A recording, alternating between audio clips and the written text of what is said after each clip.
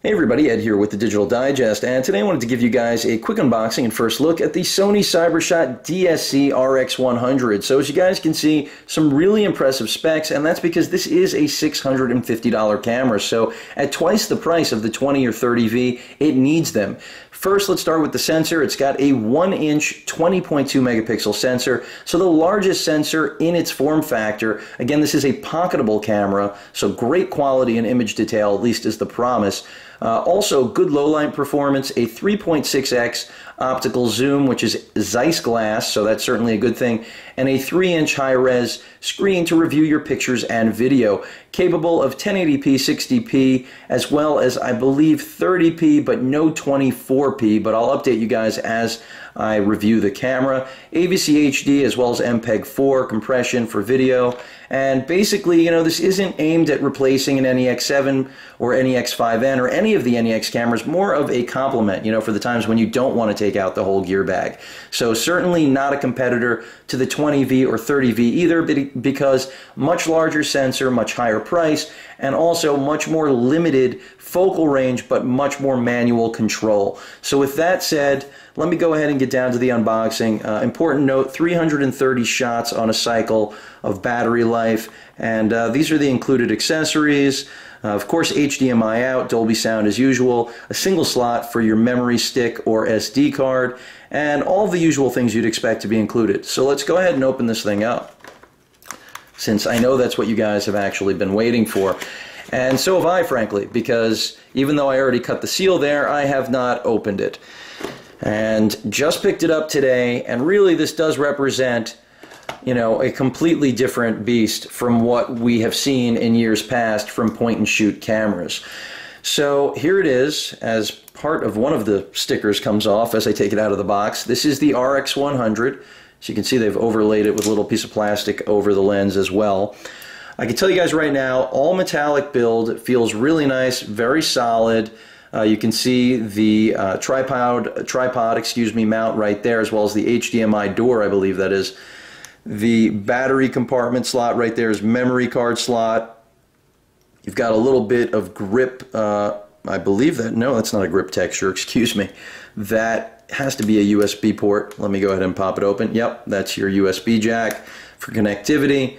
Along the top of the camera, we've got fairly, you know, common things that we expect, at least from Sony if you are a Sony user.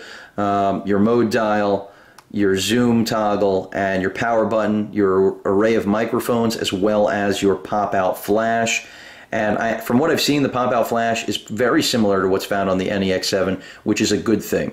Allows adjustability, you know, to basically push light in different directions instead of just shooting in one uniform area. So, of course, that Zeiss branding as well. And I can tell you, the build quality is in a different class from what you'll find in the 20 or 30V. But that pretty much sums up the actual body of the camera. Let me put that down. Let's see what else is in the box. We've also got some, you know, of the accessories that I mentioned to you guys before, what we expected to find here. The USB cable for charging and transfer, because like most Sony cameras these days, except for the NEX lineup, you have to charge the batteries on board on the camera. Something I'm not a big fan of, but a very small compromise for what, at least right here, represents one of the best pocket cameras ever made. If it lives up to those expectations. You've got the, I believe this is the adapter for that add-on leather rangefinder style case, and then of course a standard wrist strap like all Sony point-and-shoot cameras come with, and then that new battery, the BX1, which I'm expecting to be fairly pricey, as most new Sony batteries are. But it'll be interesting to see if it lives up to that 330 shot claim, and also what it's capable on the video end of things.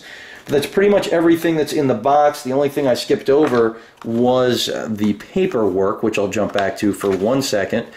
And I think we're going to find what we all expect in there, which is pretty much just the warranty and quick start guide and all of that kind of stuff. So yeah, I mean, really the idea here is Sony has put together a camera that isn't a bridge device, but simply, you know, the ability to carry around a photographic tool in your pocket that, unlike the current crop of point-and-shoot cameras will yield incredible image detail and really great low-light performance.